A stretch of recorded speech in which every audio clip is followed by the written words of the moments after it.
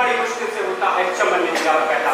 ये शेर मैंने सर सैयद साहब के लिए पढ़ा था, क्योंकि सर सैयद साहब ने जो मेरी 10th सेंचुरी थी उसमें वादे कर दिया था, अगर किसी भी कौम को, किसी भी मुल्क को, किसी भी इंसान को तरक्की करनी है तो उसे अपने तालीम का मेयार बढ़ाना पड़ेगा। क्योंकि मिड 18th सेंचुरी में आप देखें तो उस टाइम अंग्रेजों की हुकूमत थी, और उस टाइम अंग्रेजों की जब हुकूमत थी तो हिंदुस्तान के लोगों पे जुल्म किया जा रहा था।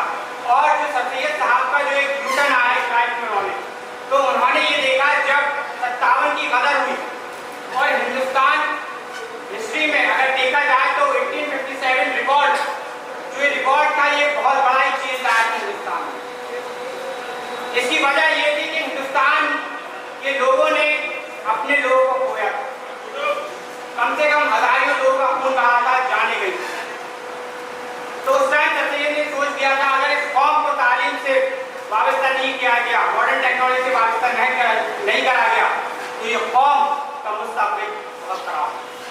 तो सर सैयद ने उसी 1875 में एक पौधा लगाया था, जो आज पौधा 1875 में वो एमयू कन्वर्ट हुई 1920 में, आज अलीगढ़ मुस्लिम यूनिवर्सिटी के नाम से जाना जाता है, और हजारों करोड़ लोग आज उसमें तालीम से याफ्ता हैं। तो कहीं ना कहीं आज अलीगढ़ मुस्लिम यूनिवर्सिटी का ऑल ओवर वर्ल्ड में डंका बजता है। तो हम लोग को ये वादा करना चाहिए कि सर सैयद खान की जो तालीम थी, जिस तरह से उनका स्ट्रगल था, जो मूवमेंट था, जो मिशन था, जो मैसेज था, उसी को कारवा में बढ़ाते हुए जो मोहम्मद अली साहब ने कुरान रखा है, तो मैं उनका एक बार फिर से तहे दिल से शुक्रगुजार हूँ।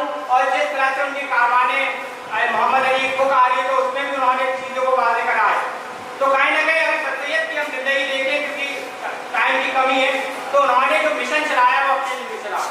उन्होंने हमेशा कौम मिल्लत की फिक्र करी, उन्होंने हमेशा हिंदुस्तान के लोगों की फिक्र करी, उन्होंने हमेशा अपने जो हिंदुस्तान के लोग पसंदीदा मुसलमान थे उनकी फिक्र करी।